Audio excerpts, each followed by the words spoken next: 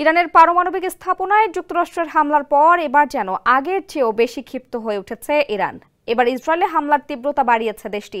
৩০ মিনিটের ব্যবধানে ইসরায়েলের ২৭টি ক্ষেপণাস্ত্র আঘাত এনেছে। প্রথম দফায় ২২টি এবং দ্বিতীয় দফায় ৫টি ক্ষেপণাস্ত্র নিক্ষেপ করে ইরান। দুই দফার হামলার মধ্যে সময়ের ব্যবধান ছিল আধা ঘন্টারও কম। আর এমন প্রেক্ষাপটে নিজেদের আকাশ সীমা বন্ধ করে দিয়েছে ইসরায়েল।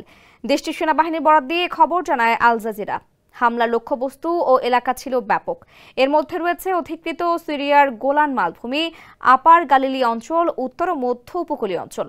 মোট ১০টি স্থানে সরাসরি ক্ষেপণাস্ত্র বা বড় আকারের শার্পনেল আঘাত এনেছে এবং এসব স্থানে বিশেষ করে তেল আবিব ও হাইফায় ব্যাপক ক্ষয়ক্ষতির খবর পাওয়া গেছে। যমুনা ইলেকট্রনিক্স ঈদে ডাবল খুশি অফার সিজন 3, যে কোনো পণ্য কিনলেই পাচ্ছেন নিশ্চিত ঈদ উপহার। তবে কোন ধরনের ভবন ক্ষতিগ্রস্ত হয়েছে তা এখনো স্পষ্ট নয়। ইসরায়েলি জরুরি চিকিৎসা সেবা বিভাগের প্রাথমিক তথ্যে জানা গেছে এ হামলায় অন্তত ১৬ জন আহত হয়েছেন। চিকিৎসা কর্মীরা এখনো ক্ষতিগ্রস্ত এলাকাগুলোতে তল্লাশি চালাচ্ছেন যাতে নিশ্চিত হওয়া যায় যে সব আহতকে চিকিৎসা দেওয়া হয়েছে। বিশেষজ্ঞদের মতে এত কাছাকাছি সময়ের ব্যবধানে দুই দফা ক্ষেপণাস্ত্র হামলা এই প্রথম দেখা গেল।